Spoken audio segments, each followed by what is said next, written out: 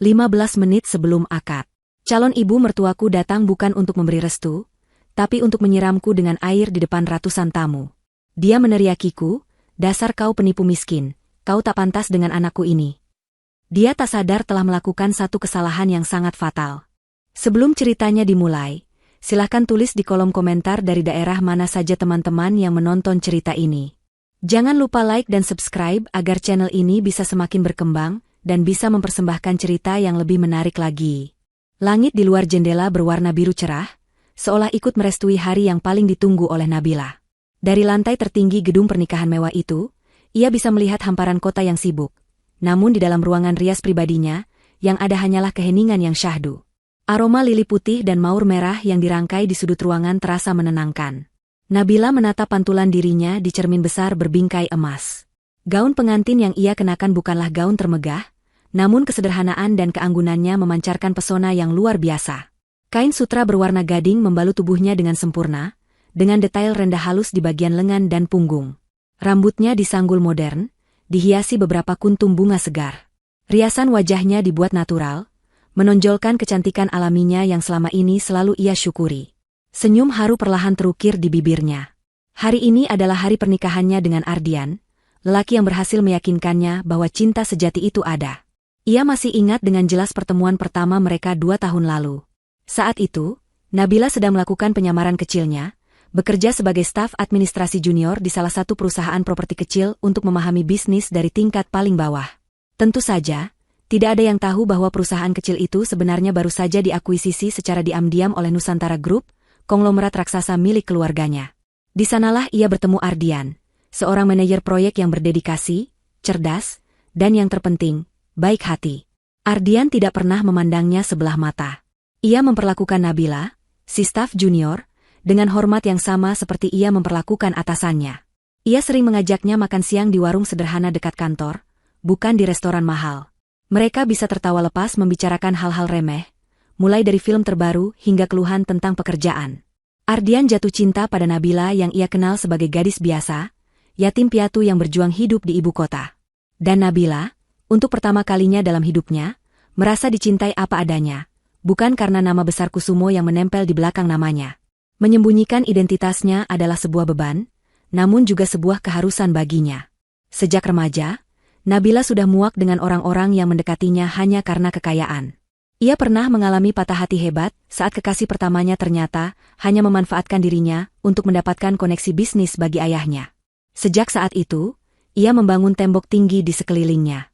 Ia berjanji pada dirinya sendiri, pasangannya kelak haruslah seseorang yang tulus mencintainya, bahkan jika ia tidak memiliki apa-apa. Ardian adalah jawaban atas doanya. Ia adalah bukti bahwa harapannya tidak sia-sia. Selama 2 tahun, Ardian tidak pernah menuntut apapun darinya.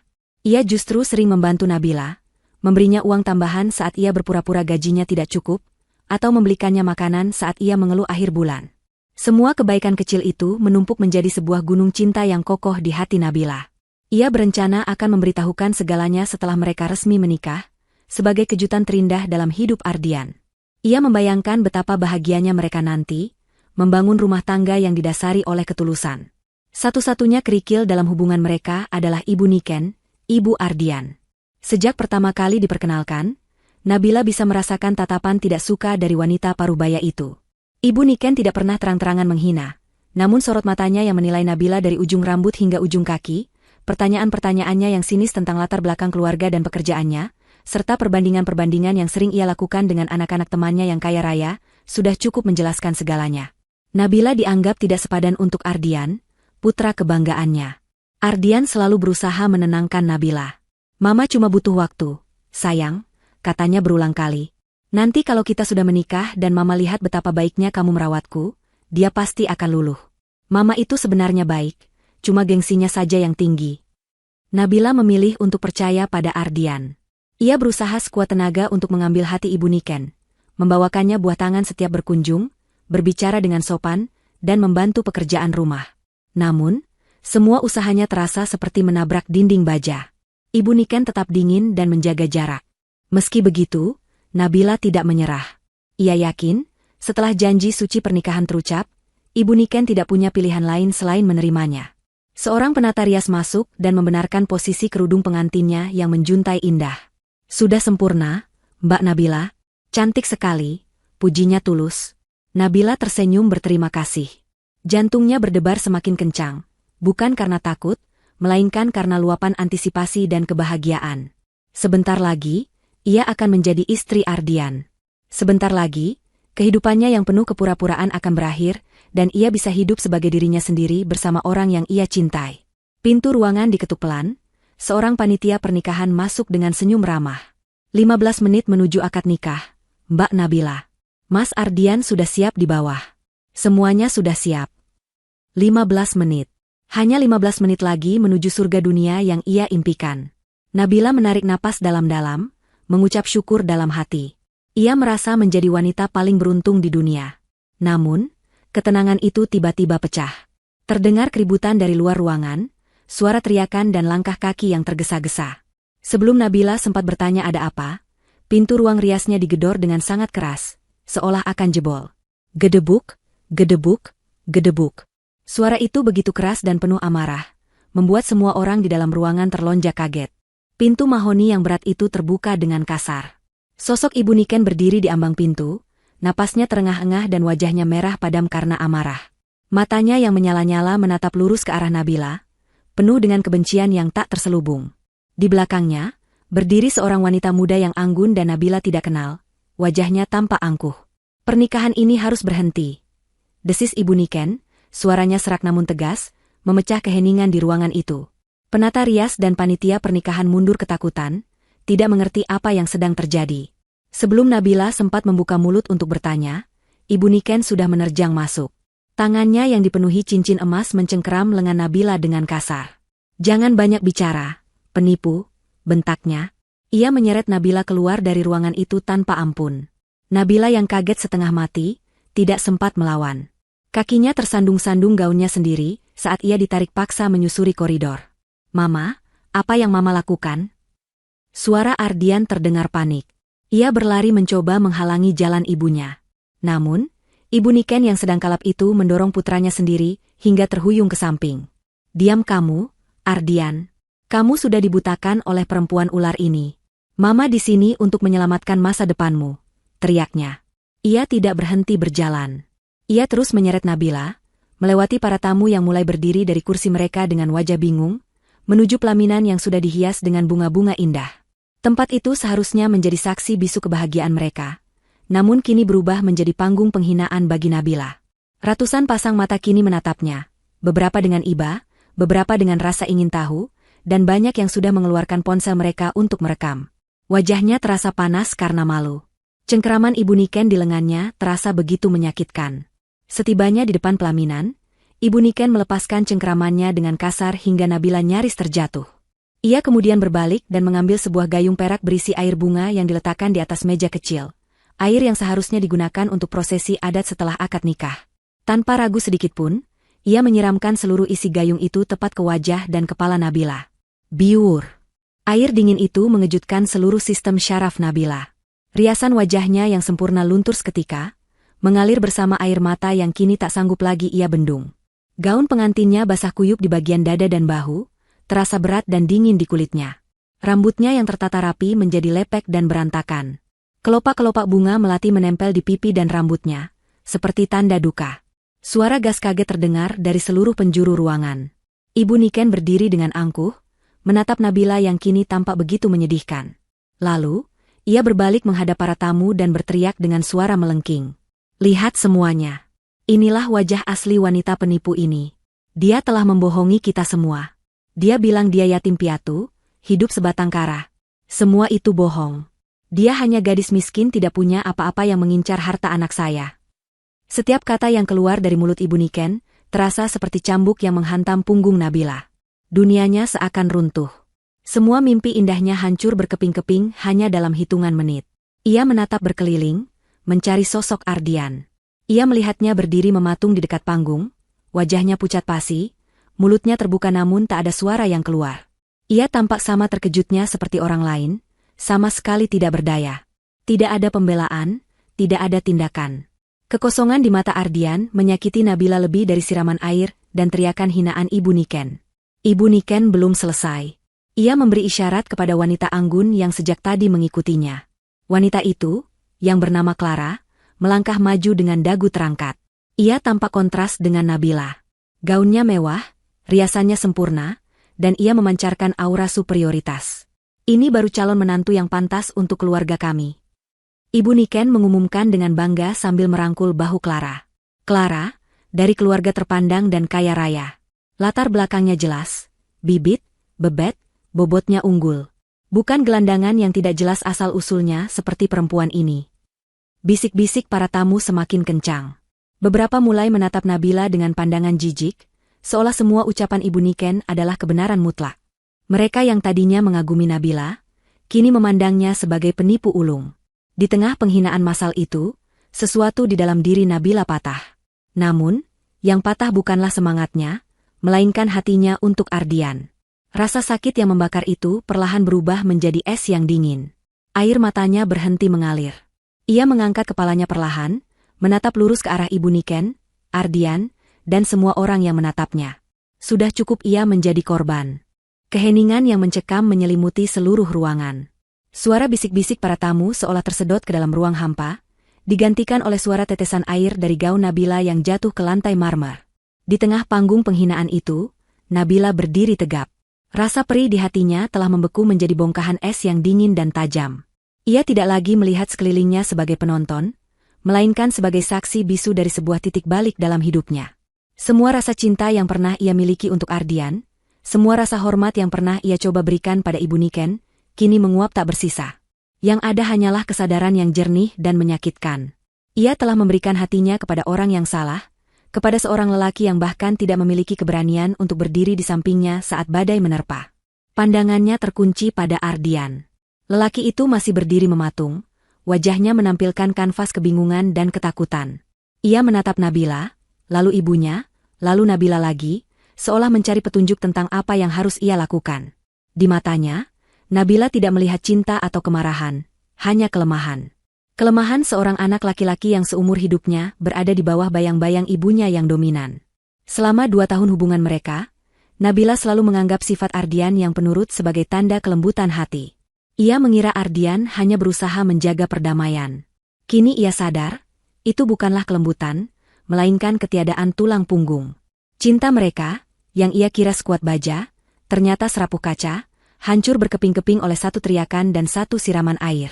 Ia telah salah menilai karakter Ardian, dan kesalahan itu kini harus ia bayar dengan harga yang sangat mahal, harga dirinya. Dengan langkah yang mantap, Nabila berjalan mendekati Ardian. Setiap langkahnya terasa berat, bukan karena gaunnya yang basah, tetapi karena beban kekecewaan yang ia pikul. Ia berhenti tepat di hadapan lelaki yang beberapa menit lalu hampir menjadi suaminya. Ia tidak berteriak, tidak menangis. Dengan suara yang tenang namun terdengar oleh semua orang berkat mikrofon kecil yang masih tersemat di gaunnya, ia mengajukan satu pertanyaan sederhana yang akan menentukan segalanya. Mas, pilih aku atau ibumu? Sekarang. Pertanyaan itu menggema di seluruh ruangan. Itu bukanlah sebuah permohonan, melainkan sebuah ultimatum. Sebuah tes terakhir untuk melihat apakah masih ada sedikit saja sisa keberanian dalam diri Ardian. Semua mata kini tertuju pada Ardian, menunggunya memberikan jawaban. Ini adalah momennya. Momen untuk membuktikan cintanya, untuk menjadi pahlawan bagi wanita yang ia cintai. Ardian membuka mulutnya, tetapi tidak ada kata yang keluar. Ia tampak seperti ikan yang terdampar di darat, megap-megap mencari udara. Aku. Mama. Nabila. Aku. Ia tergagap, lidahnya keluh. Matanya melirik ke arah Ibu Niken yang kini menatapnya dengan tajam, sebuah tatapan peringatan yang sudah sangat ia kenal seumur hidupnya. Ketakutannya pada sang ibu ternyata jauh lebih besar daripada cintanya pada Nabila. Keraguan sepersekian detik itu sudah menjadi jawaban yang lebih dari cukup. Jawaban yang mengkonfirmasi semua ketakutan terburuk Nabila. Di saat ia paling membutuhkan pembelaan, Ardian memilih untuk diam. Di saat ia paling membutuhkan perlindungan, Ardian memilih untuk membeku. Nabila tersenyum tipis, sebuah senyum getir yang penuh dengan kekecewaan. Ia tidak perlu mendengar jawaban verbalnya lagi. Ia sudah tahu. Ia telah kalah, bukan dari Ibu Niken, tetapi dari kelemahan pria yang ia cintai. Dengan punggung yang lebih tegak dari sebelumnya, Nabila berbalik membelakangi Ardian. Ia berjalan ke arah MC yang berdiri canggung di sisi panggung, lalu dengan sopan mengambil alih mikrofon dari tangannya. Ia berdiri di tengah pelaminan, di bawah sorotan lampu yang seharusnya menerangi momen bahagianya. Ia menarik napas dalam-dalam, mengumpulkan semua sisa kekuatannya. "Selamat pagi, Bapak, Ibu, dan para tamu undangan sekalian," sapanya dengan suara yang jernih dan mengejutkan semua orang. Tidak ada isak tangis, tidak ada nada bergetar. Yang ada hanyalah ketegasan. "Saya mohon maaf atas pertunjukan yang tidak mengenakan ini. Seharusnya hari ini menjadi hari bahagia saya, namun seperti yang Anda lihat, takdir berkata lain." Ia berhenti sejenak, membiarkan kata-katanya meresap. Pandangannya menyapu seluruh ruangan, sebelum akhirnya berhenti pada sosok Ibu Niken yang menatapnya dengan senyum kemenangan. "Atas nama kehormatan saya yang baru saja diinjak-injak di hadapan Anda semua." Suaranya meninggi, penuh dengan kekuatan yang baru ia temukan. "Pernikahan ini saya batalkan." Kata "batalkan" diucapkannya dengan penekanan yang begitu kuat, hingga membuat seluruh ruangan kembali senyap. Ibu Niken tampak terkejut sesaat, seolah tidak menyangka Nabila akan berani mengambil keputusan sejauh itu. Namun, keterkejutannya cepat berganti menjadi ekspresi puas. Rencananya berhasil. Tepat di saat itu, sebuah kejadian tak terduga mengubah seluruh dinamika di ruangan itu. Pintu utama gedung yang tinggi dan megah itu terbuka lebar. Seorang pria parubaya yang sangat gagah dengan setelan jas abu-abu termahal masuk dengan langkah mantap. Ia adalah Pak Bambang. Di belakangnya, berbaris rapi 5 orang pria berbadan tegap dengan setelan hitam dan alat komunikasi di telinga mereka, bergerak dengan disiplin layaknya pengawal profesional. Kehadiran mereka yang tiba-tiba dan penuh wibawa itu, langsung menarik perhatian semua orang. Mereka berjalan cepat menyusuri karpet merah, mengabaikan tatapan penasaran para tamu, tujuan mereka hanya satu. Pak Bambang berjalan lurus tanpa ragu ke arah pelaminan, ke arah Nabila. Setibanya di hadapan Nabila, ia berhenti, lalu membungkukkan badannya dengan sangat hormat. Sikapnya begitu penuh takzim, seolah ia sedang berhadapan dengan seorang ratu. Lalu, dengan suara yang tenang namun cukup keras untuk didengar oleh orang-orang di sekitarnya, ia berkata, "Maaf atas keterlambatan saya, Nona Direktur." Gelar, Nona Direktur, yang diucapkan oleh Pak Bambang menggantung di udara, menciptakan riak kebingungan baru di antara para tamu. Siapa pria ini? Dan mengapa ia memanggil pengantin wanita yang baru saja dipermalukan itu dengan sebutan yang begitu terhormat? Ibu Niken adalah orang pertama yang memecah keheningan dengan tawa sinisnya yang dibuat-buat. "Hah? Nona Direktur?" ejeknya dengan suara keras, memastikan semua orang mendengarnya. "Sandiwara apalagi ini? Kamu menyewa orang untuk berpura-pura jadi ajudanmu? Direktur apa? Direktur kelompok sandiwara murahan?" Ia melipat tangannya di dada, wajahnya penuh dengan keyakinan bahwa ini hanyalah upaya putus asa Nabila untuk menyelamatkan muka. Ardian pun tampak sama bingungnya, menatap Nabila dan Pak Bambang bergantian. Ia tidak pernah tahu Nabila memiliki kenalan seperti ini. Nabila sama sekali tidak menggubris ejekan Ibu Niken. Ia bahkan tidak meliriknya. Kehadiran Pak Bambang seolah memberinya sebuah jubah tak kasat mata yang terbuat dari baja. Pria itu telah mengabdi pada keluarganya sejak Nabila masih kecil. Ia lebih dari sekadar asisten, ia adalah wali dan orang kepercayaannya. Pak Bambang mengulurkan sebuah tablet tipis berwarna hitam kepada Nabila. Nabila menerimanya, jarinya dengan cepat menari di atas layar sentuh, seolah ia sedang memeriksa sesuatu yang sangat penting. Perubahannya begitu drastis. Wanita yang beberapa saat lalu berdiri basah kuyup dengan tatapan terluka, kini memancarkan aura kekuasaan yang tak terbantahkan. Sikapnya tenang, gerakannya efisien, dan matanya fokus. Ia bukan lagi seorang korban, ia adalah seorang komandan yang sedang mengambil alih kendali medan perang. Setelah beberapa detik, ia mengangkat kepalanya, kini siap untuk berbicara. Ia kembali menghadap para tamu undangan yang menatapnya dengan napas tertahan. "Sekali lagi, saya mohon maaf atas drama ini." Mulainya lagi, suaranya kini lebih dingin dan lebih berwibawa. "Ibu Niken benar tentang satu hal. Saya memang seorang penipu." Pengakuan itu mengejutkan semua orang. Ibu Niken tersenyum penuh kemenangan. Ia merasa telah menang telak. "Lihat, dia mengaku sendiri," serunya. Namun, Nabila belum selesai. Ia berhenti sejenak, membiarkan ketegangan di ruangan mencapai puncaknya. Matanya lalu menatap lurus, menembus kerumunan, dan mengunci pandangan Ibu Niken. "Saya menipu Anda semua dengan berpura-pura menjadi seorang gadis sederhana yang tidak punya apa-apa." Nabila membalikan layar tablet di tangannya ke arah para tamu. Di layar itu terpampang logo sebuah perusahaan yang sangat dikenal, sebuah globe emas dengan tulisan Nusantara Group. Karena kenyataannya, Nama lengkap saya adalah Nabila Widianata Kusumo, CEO dan pemilik tunggal dari Nusantara Group. Sebuah bom atom verbal baru saja diledakkan di tengah-tengah gedung pernikahan itu. Untuk beberapa detik, tidak ada yang bersuara. Lalu, keributan pun pecah. Di barisan kursi paling depan, seorang pengusaha properti terkemuka yang merupakan rekan bisnis ayah Ardian, langsung berdiri dengan mulut ternganga. Ia mengenali nama itu. Semua orang di dunia bisnis mengenali nama itu. Nama Kusumo adalah dinasti bisnis paling berpengaruh di negara ini, sebuah kerajaan yang merentangkan tentakelnya ke hampir semua sektor, mulai dari perbankan, properti, pertambangan, hingga media. Dan Nusantara Group adalah mahkota dari kerajaan itu. Ayah Ardian, yang tadinya duduk dengan ekspresi bingung, kini wajahnya berubah pucat seperti mayat. Keringat dingin mulai membasahi pelipisnya. Ia menatap istrinya dengan sorot mata ngeri, seolah baru menyadari bahwa istrinya baru saja menyiramkan air comberan ke wajah seorang dewi. Ardian membeku di tempatnya. Telinganya berdengung. Nabila? Nabilanya yang sederhana? CEO Nusantara Group? Itu tidak mungkin. Ini pasti mimpi buruk.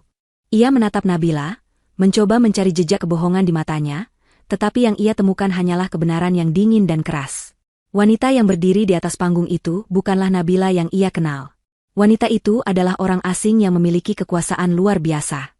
Ibu Niken adalah yang paling terpukul. Senyum kemenangan di wajahnya luntur, digantikan oleh ekspresi syok dan ketidakpercayaan total. Tidak mungkin. Bisiknya. Kamu bohong. Kamu pasti berbohong. Nabila mengabaikan penyangkalan Ibu Niken. Ia kembali berbicara kepada para tamu. Selama ini saya menyembunyikan identitas saya bukan karena niat jahat. Saya hanya ingin mencari satu hal yang tidak bisa dibeli dengan uang, cinta yang tulus. Saya ingin menemukan seseorang yang bisa mencintai Nabila, bukan Nabila Widianata Kusumo. Saya kira saya telah menemukannya pada diri Ardian. Ia melirik Ardian dengan tatapan penuh kekecewaan. Sayangnya, hari ini saya menyadari bahwa fondasi cinta yang saya kira kokoh itu, ternyata tidak mampu menahan bahkan badai terkecil sekalipun. Kata-katanya menyentuh hati beberapa tamu yang mulai menatap keluarga Ardian dengan pandangan mencela. Nabila berhasil merebut kembali simpati mereka.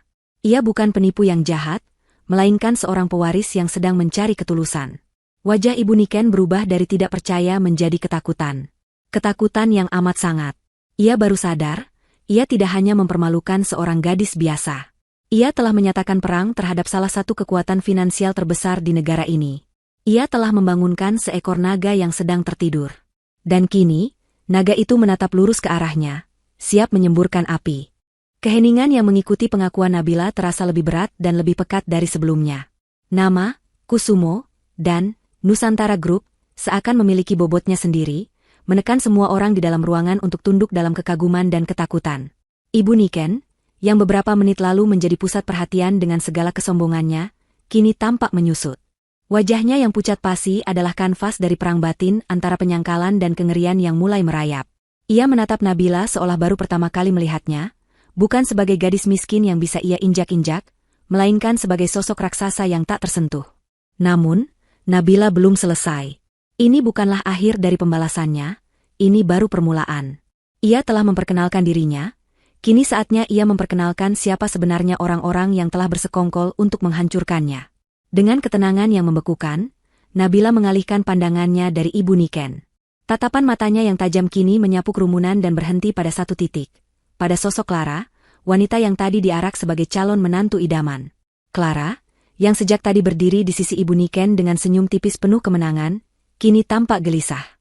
Senyumnya telah lenyap, digantikan oleh ekspresi tegang. Ia berusaha menghindari tatapan Nabila, namun tatapan itu seolah menguncinya di tempat. Dan sekarang, suara Nabila kembali terdengar, jernih dan tanpa emosi, membelah keheningan. Mari kita bicara tentang calon menantu yang katanya lebih kaya dan terpandang ini. Semua mata kini beralih dari Nabila ke Clara, membuat wanita itu semakin tidak nyaman.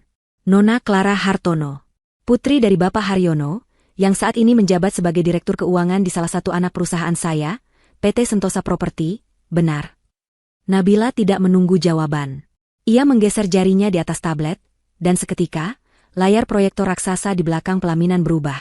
Foto-foto prewedding yang romantis lenyap, digantikan oleh sebuah bagan organisasi yang rumit.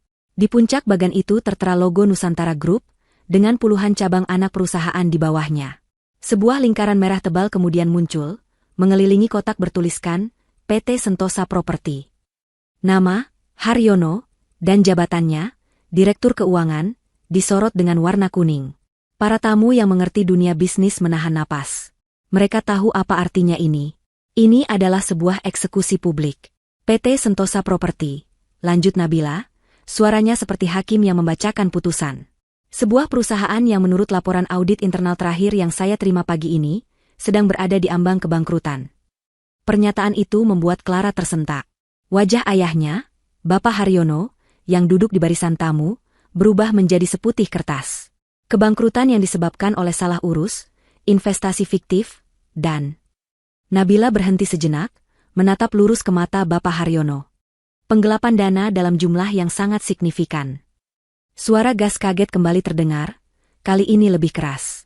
Ini bukan lagi sekadar drama pernikahan, ini sudah masuk ranah kriminal. Nabila kembali menggeser layar tabletnya. Bagan organisasi itu menghilang, digantikan oleh serangkaian dokumen keuangan. Angka-angka merah yang menandakan kerugian terpampang dengan jelas. Grafik pendapatan yang menukik tajam.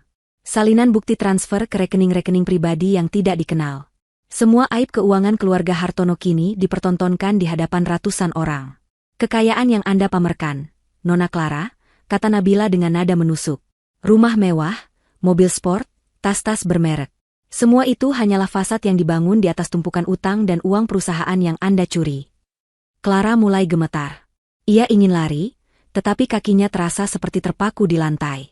Ayahnya menundukkan kepala dalam-dalam, tidak berani menatap siapapun.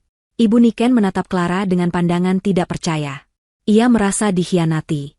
Ia telah memilih Clara karena status dan kekayaannya, tetapi ternyata semua itu palsu. Ia telah menukar berlian asli dengan pecahan kaca yang berkilauan.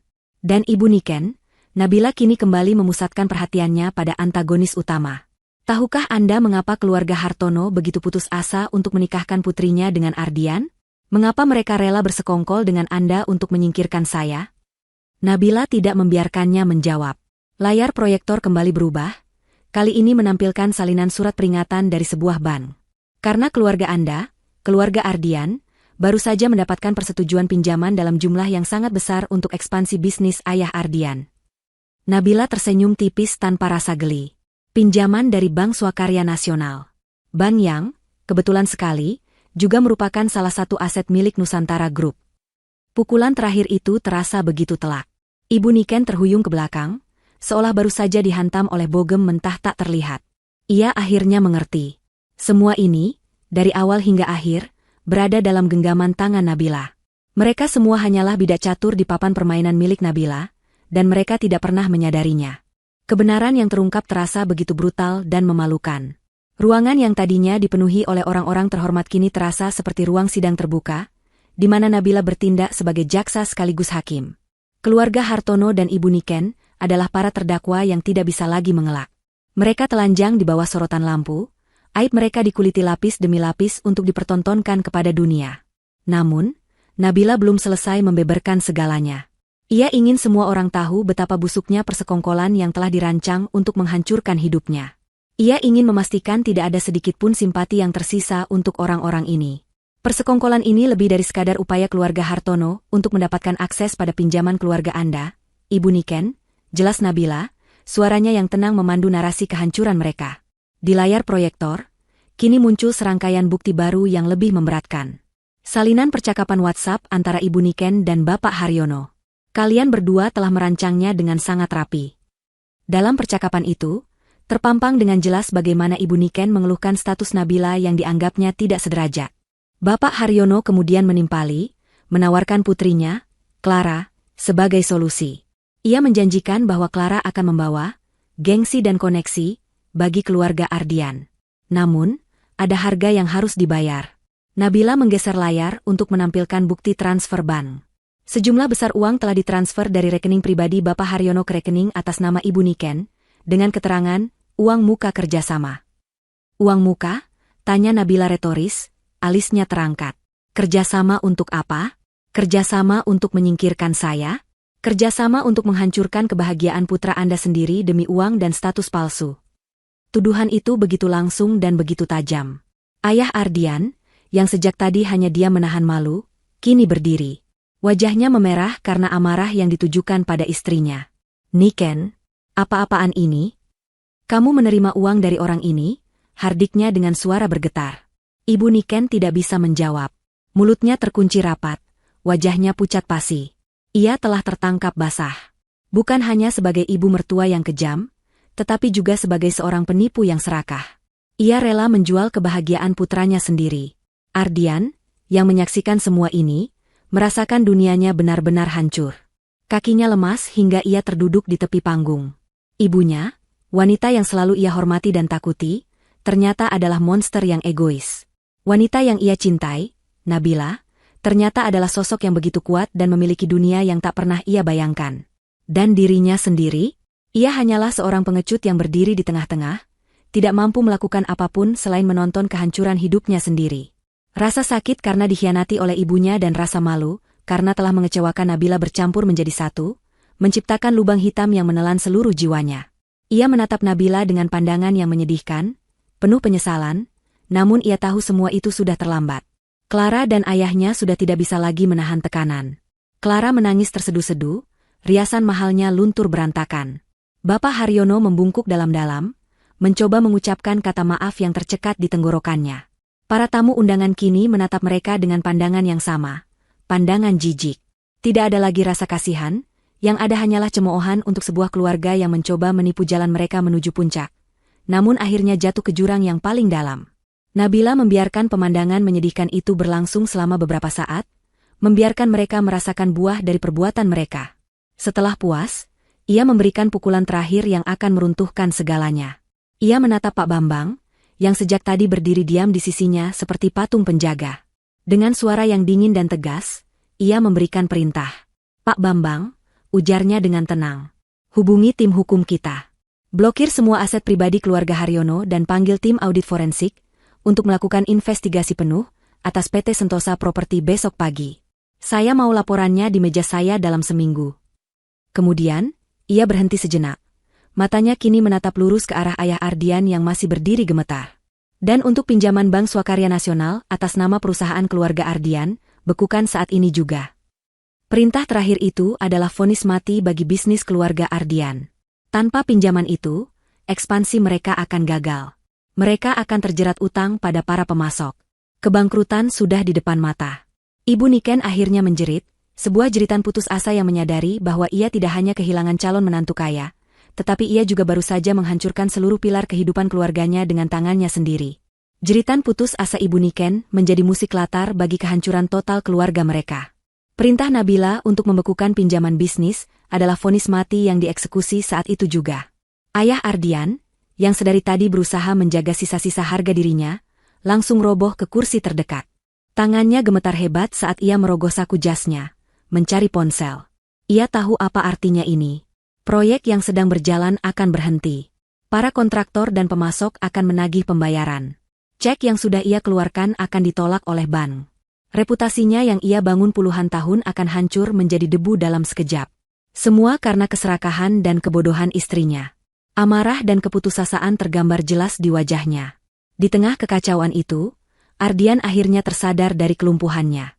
Bukan karena hinaan yang diterima Nabila, bukan pula karena persekongkolan busuk ibunya yang terungkap. Katalisator yang akhirnya menggerakkan tubuhnya adalah ancaman kebangkrutan finansial. Realita hilangnya uang dan kenyamanan hidup ternyata lebih menakutkan baginya daripada hancurnya sebuah cinta. Dengan pandangan nanar, ia bangkit dari posisinya yang terduduk di tepi panggung. Semua mata yang tadinya tertuju pada Nabila atau Ibu Niken, kini sebagian beralih padanya, menunggu apa yang akan dilakukan oleh mempelai pria yang malang itu. Dengan langkah yang sempoyongan seperti orang mabuk, ia berjalan menghampiri Nabila. Ia tidak peduli lagi pada tatapan para tamu, tidak peduli lagi pada ibunya yang masih meraung-raung. Satu-satunya yang ada di pikirannya adalah Nabila, bukan sebagai wanita yang ia cintai, tetapi sebagai satu-satunya dewi penyelamat yang bisa membatalkan kutukan ini. Ia jatuh berlutut tepat di depan kaki Nabila. Gaun Nabila yang basah menyentuh pipinya saat ia menundukkan kepala dalam-dalam. "Nabila," panggilnya dengan suara parau yang bergetar hebat. Air mata penyesalan yang tulus, atau mungkin ketakutan, akhirnya mengalir deras dari matanya. "Maafkan aku, Nabila. Aku mohon, maafkan aku." Ia mencoba meraih tangan Nabila, namun Nabila menarik tangannya dengan sigap. Aku tidak tahu semua ini. Sungguh. Aku tidak tahu Mama akan melakukan ini. Aku tidak tahu tentang keluarga Clara. Aku tidak tahu apa-apa. Rajnya putus asa, kata-katanya tumpah ruah tanpa jeda. Aku cinta kamu, Nabila. Aku sangat mencintaimu. Yang aku tahu hanya itu. Ia mengangkat wajahnya yang basah oleh air mata, menatap Nabila dengan tatapan memohon yang paling menyedihkan. Aku salah. Aku tahu aku salah karena hanya diam. Aku takut, aku bingung. Tapi aku akan memperbaikinya. Aku akan melawan Mama, aku akan memilihmu. Aku akan melakukan apapun yang kamu minta. Tapi tolong, jangan batalkan pernikahan kita. Jangan hancurkan keluarga kita seperti ini. Beri aku satu kesempatan lagi. Permohonannya terdengar begitu menyayat hati bagi sebagian orang. Namun, bagi Nabila, semua itu hanyalah suara bising yang tak berarti. Ia menatap sosok lelaki yang berlutut di hadapannya, lelaki yang pernah mengisi setiap sudut hatinya, dan ia tidak merasakan apa-apa. Tidak ada lagi debaran cinta, tidak ada lagi rasa sakit, bahkan tidak ada lagi amarah. Yang ada hanyalah kehampaan yang dingin. Ia melihat Ardian bukan lagi sebagai pangeran penyelamat, melainkan sebagai seorang pengecut yang menyedihkan. Ia membiarkan Ardian menyelesaikan semua permohonannya, memberinya panggung untuk drama penyesalannya. Setelah Ardian kehabisan kata-kata dan hanya bisa terisak, barulah Nabila membuka suara. Suaranya tenang, kontras dengan emosi Ardian yang meluap-luap. Kesempatan, ulang Nabila, kata itu terasa asing di lidahnya. Kesempatan untuk memilih sudah kuberikan tadi, Mas. Saat aku berdiri di sini, basah kuyup dan dipermalukan di depan semua orang. Saat aku paling membutuhkanmu untuk berdiri di sisiku dan membelaku. Aku memberimu pilihan yang sangat sederhana. Aku, atau ibumu. Nabila menatap Ardian lekat-lekat. Dan kamu tidak memilih. Kamu diam. Kamu membeku. Keheninganmu adalah pilihanmu, Ardian. Kamu memilih untuk membiarkanku dihina. Kata-kata Nabila begitu logis, begitu tepat sasaran, hingga Ardian tidak mampu membantahnya. Kamu bilang kamu cinta aku, lanjut Nabila. Tapi ternyata cintamu punya harga. Dan harganya lebih murah dari keberanianmu untuk menentang ibumu. Cintamu baru bersuara ketika pinjaman bank keluargamu terancam. Jadi, jangan bicara tentang cinta padaku. Karena yang kamu coba selamatkan saat ini bukanlah cinta kita, melainkan keuangan keluargamu. Setiap kalimat yang diucapkan Nabila adalah sebuah belati tak kasat mata yang menusuk langsung ke jantung Ardian. Semua pembelaan yang coba ia rangkai di kepalanya hancur berantakan. Nabila telah melihat menembus dirinya, melihat motivasinya yang sebenarnya. Nabila melangkah mundur selangkah, menciptakan jarak yang lebih jauh di antara mereka, jarak yang kini terasa tak akan pernah bisa diseberangi lagi.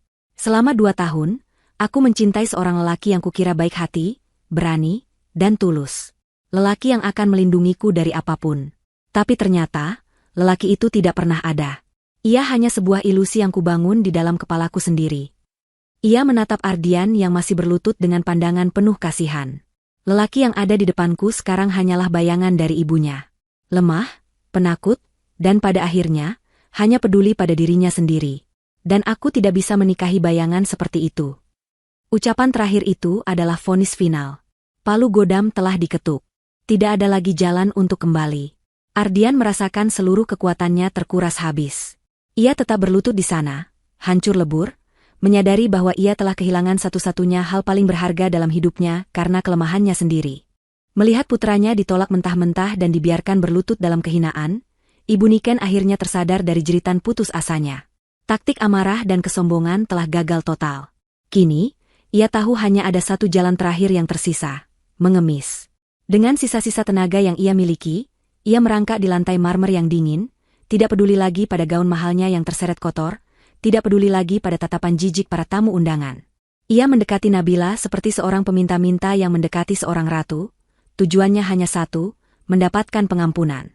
Ia tiba di depan Nabila, posisinya bahkan lebih rendah dari Ardian. Ia bersujud, mencoba memegang ujung gaun Nabila yang basah. Nona Nabila, saya mohon, ampuni saya, isaknya, suaranya kini serak dan penuh keputusasaan. Wajah yang tadi begitu angkuh kini basah oleh air mata dan ingus, sebuah pemandangan yang sangat menyedihkan. Saya hilaf, Nona. Saya dibutakan oleh keserakahan dan gengsi. Saya mengaku salah, lanjutnya sambil menangis terseduh-seduh. Saya mohon jangan hancurkan keluarga kami. Kasihani kami. Kasihani Ardian, dia sangat mencintai Anda. Semua ini salah saya, bukan salah dia. Hukum saya saja, Nona. Lakukan apapun pada saya, tapi tolong jangan libatkan anak dan suami saya. Jangan bekukan pinjaman kami. Bisnis kami akan hancur. Ia mencoba memainkan kartu simpati, berharap Nabila masih memiliki sedikit saja belas kasihan di dalam hatinya. Ia meratap, memukul-mukul dadanya sendiri, menampilkan pertunjukan penyesalan yang luar biasa dramatis. Ia berharap air mata seorang ibu yang memohon demi keluarganya bisa meluluhkan hati Nabila yang sekeras baja. Namun, Nabila hanya menatapnya dengan pandangan kosong. Di matanya, air mata Ibu Niken tidak ada bedanya dengan air yang tadi wanita itu siramkan ke wajahnya. Sama-sama tidak berarti. Nabila sudah melihat wujud asli wanita ini. Ini bukanlah penyesalan yang tulus. Ini adalah ketakutan dari seorang pecundang yang terpojok dan kehilangan segalanya. Jika posisinya tidak berbalik, jika Nabila benar-benar gadis miskin, wanita ini pasti masih akan terus menertawakannya. Belas kasihan adalah kemewahan yang tidak pantas didapatkan oleh Ibu Niken. Ibu memohon agar saya tidak menghancurkan keluarga ibu, tanya Nabila dengan suara yang sangat tenang. Ibu Niken mengangguk dengan cepat, matanya penuh harap. Tapi beberapa menit yang lalu, lanjut Nabila, ibu tidak punya masalah sedikitpun saat mencoba menghancurkan hidup saya. Ibu menyeret saya, menyiram saya, dan menelanjangi harga diri saya di depan semua orang ini. Di mana belas kasihan ibu saat itu? Ibu Niken tidak bisa menjawab. Kata-kata Nabila menamparnya dengan kenyataan. Ibu tidak suka orang miskin, bukan? Ibu menghina saya karena mengira saya tidak punya apa-apa. Ibu menganggap status sosial dan kekayaan adalah segalanya. Kata Nabila, suaranya kini mengandung nada dingin yang menusuk. Sekarang, takdir memberikan ibu kesempatan untuk merasakan apa yang paling ibu takuti. Anggap saja ini balasan yang setimpal. Ibu akan belajar bahwa kehormatan tidak diukur dari tebalnya dompet, melainkan dari luhurnya budi pekerti. Sebuah pelajaran yang sayangnya tidak ibu miliki. Nabila menarik ujung gaunnya dari genggaman Ibu Niken. Saat ibu menyiram saya dengan air, ibu hanya membasahi pakaian saya. Tapi saat ibu menghina saya, ibu mencoba menenggelamkan jiwa saya. Sekarang, ibu dan keluarga ibu akan tenggelam dalam lautan utang dan kehancuran yang ibu ciptakan sendiri. Nabila berbalik, tidak ingin lagi melihat wajah-wajah yang telah menyakitinya. Ia memberi isyarat kepada Pak Bambang. Sudah selesai, katanya singkat. Kemudian ia menatap ke arah panitia pernikahan yang masih berdiri mematung. Seluruh biaya sewa gedung, catering, dan dekorasi ini sudah saya lunasi sepenuhnya. Ia melirik sekilas ke arah keluarga Ardian yang hancur berantakan. Anggap saja sebagai sedekah untuk pernikahan yang tidak pernah terjadi. Pernyataan itu adalah penghinaan terakhir yang paling elegan. Sebuah pertunjukan kekuatan finansial yang menunjukkan betapa tidak berartinya uang yang menjadi sumber masalah ini bagi Nabila, sekaligus menegaskan betapa bergantungnya mereka pada uang tersebut. Dengan punggung tegak dan kepala terangkat, Nabila berjalan meninggalkan pelaminan itu.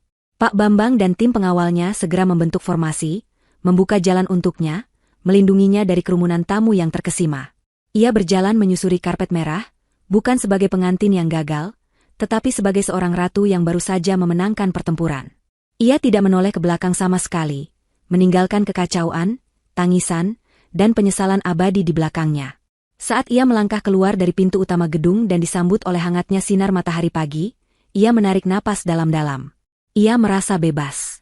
Bebas dari cinta palsu, bebas dari keluarga parasit, dan bebas untuk memulai lembaran baru dalam hidupnya. 1 bulan telah berlalu.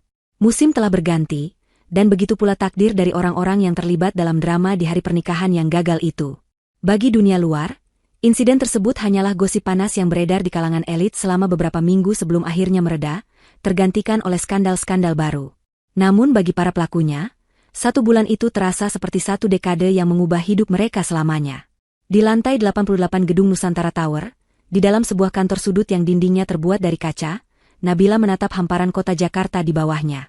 Ia tidak lagi mengenakan gaun pengantin sederhana, melainkan sebuah blazer biru tua yang dipotong dengan presisi, dipadukan dengan celana panjang berwarna senada yang menunjukkan aura profesionalisme dan kekuasaan. Rambutnya yang dulu dibiarkan tergerai alami, kini ditata dengan rapi, memperlihatkan leher jenjang dan sorot matanya yang tajam. Ini adalah singgasananya, dan ia adalah ratu yang tak terbantahkan. Pagi itu, ia baru saja selesai memimpin rapat dewan direksi. Rapat yang membahas akuisisi sebuah perusahaan teknologi rintisan yang potensial.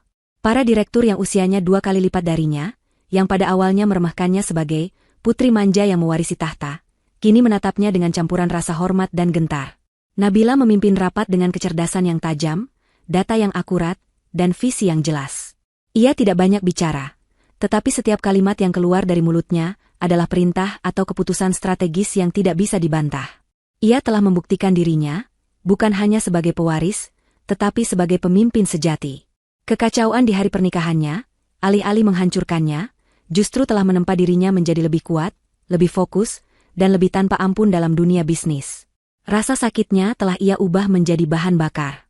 Ia tidak punya waktu untuk meratapi masa lalu, ia terlalu sibuk membangun masa depan.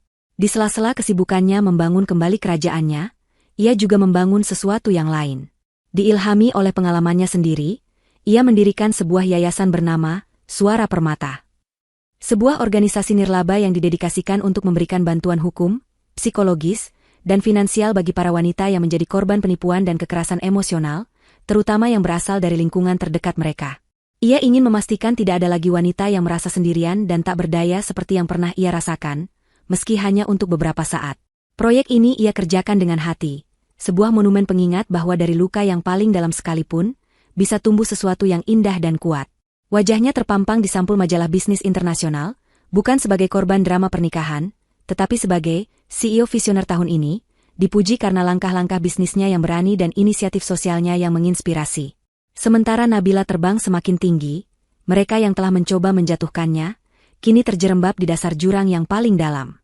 Pak Bambang, dengan efisiensinya yang luar biasa, sesekali memberikannya laporan singkat tentang kondisi mereka, bukan untuk memuaskan dendam, tetapi sebagai bagian dari manajemen risiko. Keluarga Ardian adalah yang pertama hancur. Tanpa pinjaman dari Bank Swakarya Nasional, perusahaan ayah Ardian kolaps dalam waktu 2 minggu.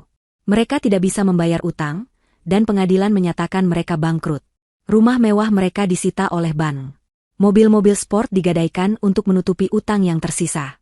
Keluarga yang tadinya begitu angkuh dan terpandang itu, kini harus pindah ke sebuah rumah kontrakan kecil di pinggir kota. Ibu Niken, sang biang keladi, menjadi paria sosial. Teman-teman sosialitanya menjauhinya seperti wabah.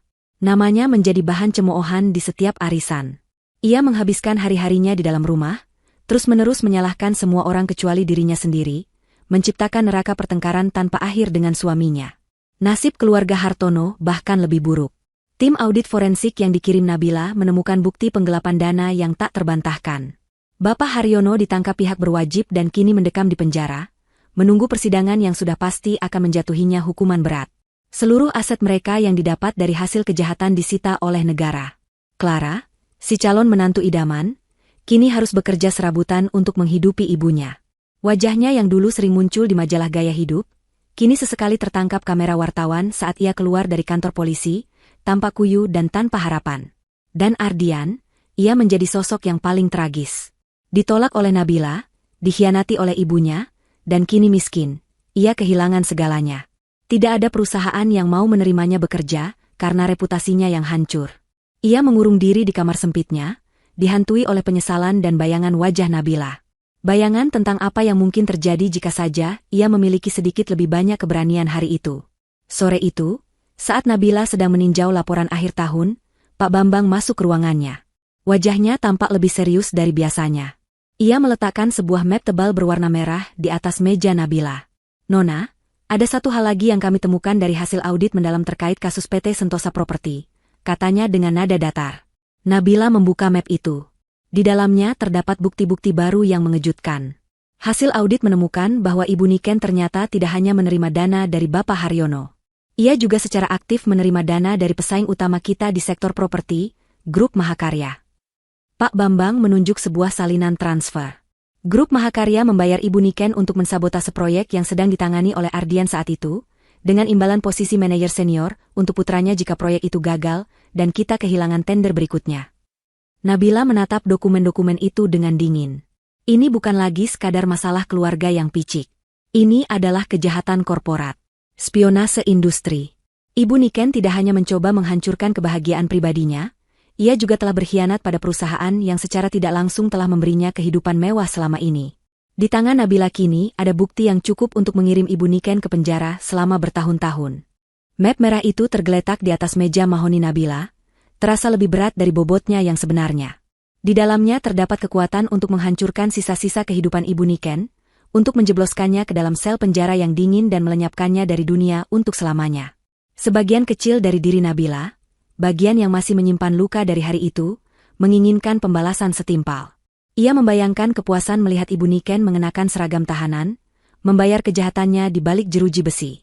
Itu adalah akhir yang pantas untuk seorang penjahat. Namun, saat ia menatap keluar jendela, ke arah kerajaannya yang terbentang luas di bawah sana, ia menyadari sesuatu. Ia adalah Nabila Widianata Kusumo. Ia bukanlah algojo yang menemukan kebahagiaan dari penderitaan orang lain. Menjebloskan seorang wanita tua yang sudah hancur dan menyedihkan ke penjara, tidak akan memberinya kemenangan. Itu hanya akan membuatnya sejajar dengan level Ibu Niken. Kemenangan sejatinya bukanlah dengan menghancurkan musuh-musuhnya, tetapi dengan bangkit begitu tinggi hingga musuh-musuhnya itu bahkan tidak terlihat lagi dari puncaknya. Ia mengambil keputusan. Bukan keputusan yang didasari oleh belas kasihan, melainkan oleh strategi yang dingin dan efisien. Pak Bambang, panggilnya melalui interkom. Pria kepercayaan itu masuk beberapa saat kemudian. Saya tidak akan mengajukan tuntutan pidana terhadap Ibu Niken, kata Nabila dengan tenang. Pak Bambang tampak sedikit terkejut, namun ia tidak bertanya. Penjara terlalu baik untuknya. Di sana ia akan diberi makan, diberi tempat tidur. Ia hanya akan menjadi martir di mata keluarganya. Saya ingin sesuatu yang lebih abadi. Nabila tersenyum tipis. Siapkan semua bukti ini dalam sebuah paket data anonim. Bocorkan kepada beberapa media investigasi terkemuka. Pastikan sumbernya tidak bisa dilacak kembali ke kita. Pak Bambang langsung mengerti. Ini adalah hukuman yang jauh lebih kejam bagi orang seperti Ibu Niken. Biarkan masyarakat yang menjadi hakimnya, pungkas Nabila. 2 hari kemudian, badai media pun meledak. Berita utama di setiap portal berita dan surat kabar adalah tentang skandal perselingkuhan korporat, ibu rumah tangga elit terlibat spionase industri. Wajah Ibu Niken terpampang di mana-mana, disandingkan dengan bukti transfer dan detail persekongkolannya dengan grup mahakarya. Reputasinya yang sudah hancur di kalangan sosialita, kini musnah di mata publik. Ia dicap sebagai pengkhianat, ibu yang jahat, dan penjahat kerah putih. Setiap kali ia mencoba keluar dari rumah kontrakannya, ia disambut oleh cemoohan tetangga dan kilatan kamera wartawan. Ia terkurung dalam penjara yang ia ciptakan sendiri, penjara yang terbuat dari rasa malu abadi. Bagi seseorang yang hidup untuk gengsi dan pandangan orang lain, ini adalah hukuman yang lebih buruk dari kematian. Nabila, dari singgasananya, hanya membaca berita itu sekilas lalu melanjutkan pekerjaannya. Baginya, kasus itu telah ditutup. Beberapa hari setelah berita itu meledak, saat Nabila sedang bersiap untuk pulang, resepsionis di lobi meneleponnya dengan nada panik. Seorang tamu tak diundang memaksa untuk bertemu dengannya. Tamu itu adalah Ardian. Nabila ragu sejenak, lalu memutuskan untuk menemuinya untuk terakhir kalinya. Bukan untuk membuka luka lama, tetapi untuk menutup buku itu selamanya. Ardian menunggunya di lobi tamu yang sepi. Penampilannya sangat berbeda. Ia kurus, wajahnya tidak terawat, dan sorot matanya kosong. Ia tidak lagi tampak seperti manajer proyek yang tampan dan percaya diri. Nabila, sapanya lirih saat melihat Nabila mendekat. Ia tidak lagi memohon atau menangis. Ia tampak telah melewati semua fase itu dan tiba pada keputusasaan yang sunyi. Aku datang bukan untuk meminta maaf lagi, karena aku tahu kata maaf tidak ada artinya. Aku juga tidak datang untuk meminta uang atau pekerjaan. Ia menatap Nabila dengan pandangan yang dalam. Aku hanya ingin bertanya, adakah 1% saja kesempatan bagi kita? Aku akan berubah. Aku akan meninggalkan keluargaku, aku akan memulai dari nol. Aku akan menjadi pria yang pantas untukmu. Nabila menatapnya tanpa ekspresi. Permohonan itu, yang mungkin akan meluluhkan hatinya sebulan yang lalu, kini terdengar seperti bahasa asing. Ardian, jawabnya dengan suara lembut namun tegas. Orang yang kamu cintai, Nabila si gadis sederhana, sudah tidak ada. Dia mati di hari pernikahan kita. Dan orang yang berdiri di hadapanmu sekarang, Nabila Widianata Kusumo, adalah orang yang tidak kamu kenal. Kita adalah 2 orang asing. Ia melanjutkan, ini bukan lagi tentang memaafkan. Ini tentang ketidakcocokan yang fundamental. Jalan hidup kita sudah terlalu berbeda. Kebahagiaanku tidak lagi melibatkan dirimu, dan kuharap kamu juga bisa menemukan kebahagiaanmu sendiri, tanpaku. Penolakan itu begitu final, begitu tenang, dan begitu mutlak. Tidak ada kemarahan, hanya ketegasan seorang CEO yang membuat keputusan bisnis. Ardian mengerti. Tidak ada lagi harapan. Ia mengangguk pelan, berbalik, dan berjalan keluar dari kehidupan Nabila untuk selamanya. Nabila kembali ke kantornya. Malam telah tiba, dan lampu-lampu kota berkelip seperti permata yang tersebar di beludru hitam. Ia tidak merasa sedih atau menang. Ia merasa damai. Ia telah menghadapi masa lalunya dan keluar sebagai pemenang dengan caranya sendiri. Ponselnya berdering. Telepon dari sahabatnya, mengajaknya untuk makan malam dan merayakan kesepakatan bisnis terbarunya. Nabila tersenyum, senyum tulus pertama kalinya sejak sekian lama. Tentu, aku akan segera ke sana, jawabnya ceria. Ia mematikan lampu ruangannya, meninggalkan bayangan masa lalu dalam kegelapan. Saat ia melangkah keluar menuju masa depannya yang cerah, ia tahu kepuasan tertingginya bukanlah melihat musuh-musuhnya menderita. Kepuasan tertingginya adalah menyadari bahwa kebahagiaan dan kekuatannya tidak bergantung pada siapapun. Ia adalah ratu dari kerajaannya sendiri, dan ia baru saja memulai pemerintahannya. 5 tahun adalah waktu yang panjang sekaligus singkat. Cukup panjang untuk menyembuhkan luka, membangun kembali puing-puing, dan menumbuhkan tunas-tunas baru. Namun juga cukup singkat sehingga gema dari satu hari yang menentukan itu masih sesekali terdengar, bukan sebagai badai yang menderu, melainkan sebagai bisikan angin yang mengingatkan betapa drastisnya takdir bisa berbalik.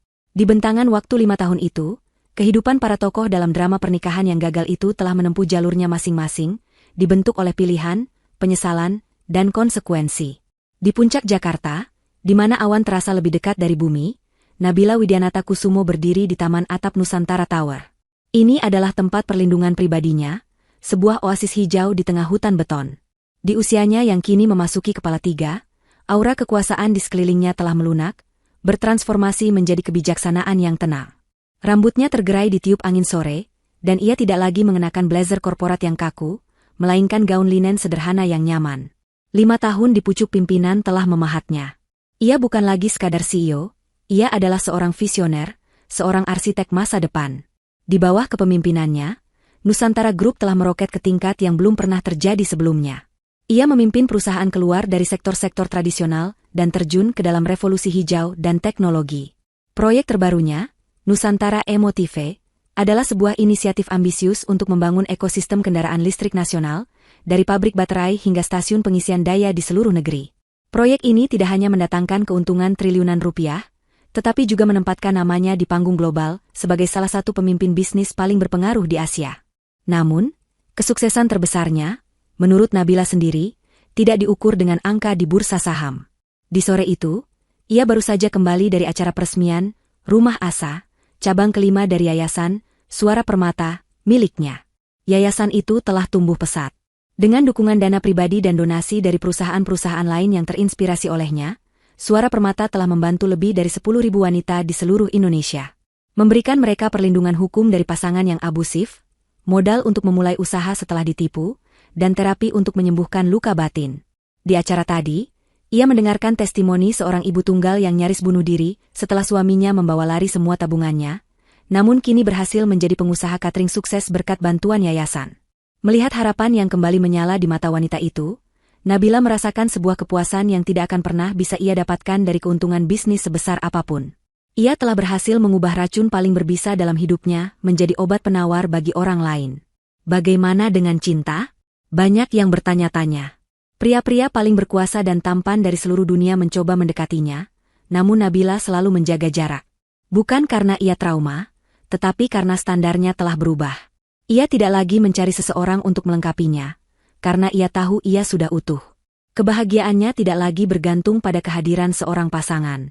Ia menemukannya dalam tawa sahabat-sahabatnya saat makan malam, dalam kehangatan percakapan dengan Pak Bambang yang kini sudah seperti figur ayah baginya, dalam keheningan saat membaca buku di taman atapnya, dan dalam senyum para wanita yang hidupnya telah ia sentuh. Ia membuka hatinya untuk kemungkinan, tetapi ia tidak lagi mencarinya dengan putus asa. Ia tahu, jika cinta sejati memang ada untuknya, ia akan datang di waktu yang tepat, menghampiri seorang wanita yang sudah bahagia dengan dirinya sendiri, bukan mengisi kekosongan dalam dirinya. Di sebuah kota kecil di Jawa Tengah, ratusan kilometer dari gemerlap Jakarta, seorang pria bernama Ardian sedang menyelesaikan pekerjaannya. Ia kini bekerja sebagai pengawas di sebuah proyek pembangunan perumahan sederhana. Penampilannya telah banyak berubah. Kulitnya lebih gelap terpanggang matahari, dan di sudut matanya terdapat garis-garis lelah yang tidak ada 5 tahun lalu. Setelah keluarganya bangkrut, ia menanggung malu yang begitu besar hingga memutuskan untuk meninggalkan Jakarta. Ia memulai hidup baru dengan nama baru, melepaskan semua kemewahan masa lalunya. Ia kini tinggal di sebuah kamar kos kecil, dan gajinya hanya cukup untuk hidup sederhana. Setiap hari adalah perjuangan, tetapi dalam perjuangan itu, ia menemukan sesuatu yang tidak pernah ia miliki sebelumnya, kekuatan diri. Ia belajar bekerja keras dengan tangannya sendiri, belajar hidup tanpa bergantung pada nama besar keluarganya atau kemurahan hati ibunya. Sesekali, saat ia membeli koran bekas untuk alas makan, ia melihat wajah Nabila di sana. Wanita itu tampak begitu bersinar, begitu agung, seolah berasal dari galaksi lain. Tidak ada lagi rasa sakit atau iri hati di dalam dirinya, yang ada hanyalah penyesalan yang sunyi dan penerimaan. Ia sadar, bahkan jika ia memiliki kesempatan kedua, ia tidak akan pernah bisa menjadi pria yang pantas untuk wanita sekaliber Nabila. Kegagalannya di hari itu telah menjadi pelajaran paling pahit sekaligus paling berharga dalam hidupnya. Ia telah kehilangan cinta, tetapi ia menemukan karakternya. Di rumah kontrakan sempit di pinggiran Jakarta, waktu seolah berhenti berputar bagi Ibu Niken. 5 tahun tidak membawa perubahan, hanya memperdalam luka dan kepahitan. Setelah skandal spionase industrinya terungkap ke publik, ia menjadi bangkai sosial yang sesungguhnya. Tidak ada lagi yang mau berbicara dengannya. Ia menghabiskan hari-harinya di dalam rumah yang pengap, menonton televisi atau sekadar menatap dinding. Penyakit darah tinggi dan diabetes menggerogoti tubuhnya yang dulu terawat. Wajahnya yang dulu angkuh kini kuyu dan selalu tampak marah. Ia menyalahkan Nabila, suaminya, Ardian, dan seluruh dunia atas nasibnya. Ia tidak pernah sekalipun mengakui kesalahannya sendiri. Suaminya, yang kini bekerja sebagai konsultan paruh waktu untuk menyambung hidup, jarang berbicara dengannya. Rumah tangga mereka adalah sebuah ruangan dingin yang hanya diisi oleh keheningan dan saling menyalahkan tanpa kata. Karma bagi Ibu Niken bukanlah penjara atau kemiskinan ekstrim, melainkan sebuah kehidupan di mana ia kehilangan semua yang pernah ia puja. Status, kekayaan, kehormatan, dan kekaguman orang lain. Ia hidup dalam neraka yang ia ciptakan sendiri, terkurung selamanya dalam penjara kesombongan dan penyesalannya. Sementara itu, nasib keluarga Hartono sudah menjadi arsip kriminal. Bapak Haryono dijatuhi hukuman 12 tahun penjara, dan masih mendekam di balik jeruji besi. Clara, setelah bertahun-tahun hidup dalam bayang-bayang skandal, akhirnya menikah dengan seorang duda di kampung halaman ibunya, menjalani kehidupan yang jauh dari kemewahan yang pernah ia impikan. Namanya telah dilupakan, menjadi sekadar catatan kaki dalam kisah kebangkitan Nabila. Kembali ke Taman Atap Nusantara Tower, senja mulai turun. Langit Jakarta dilukis dengan warna jingga, ungu, dan emas. Nabila memejamkan matanya, merasakan hembusan angin di wajahnya. 5 tahun lalu, di hari yang sama, ia berdiri basah kuyup dan terhina. Hari ini, ia berdiri di puncak dunia, kering, hangat, dan utuh. Ia tidak lagi memikirkan Ardian atau Ibu Niken. Mereka hanyalah hantu dari masa lalu, bab yang sudah selesai ia baca dan tutup dengan rapat. Hidupnya kini adalah sebuah buku baru dengan lembaran-lembaran kosong yang siap ia tulis dengan kisah-kisah yang lebih besar dan lebih bermakna. Ia membuka matanya, menatap cakrawala yang tak bertepi. Di sana, di antara gemerlap lampu kota yang mulai menyala, ia tidak melihat akhir dari sebuah cerita. Ia melihat permulaan yang tak terbatas. Dan ia tersenyum. Sebuah senyum tulus dari seorang ratu yang telah menemukan kerajaannya yang sejati, bukan di dalam gedung-gedung pencakar langit, tetapi di dalam kedamaian dan kekuatan jiwanya sendiri.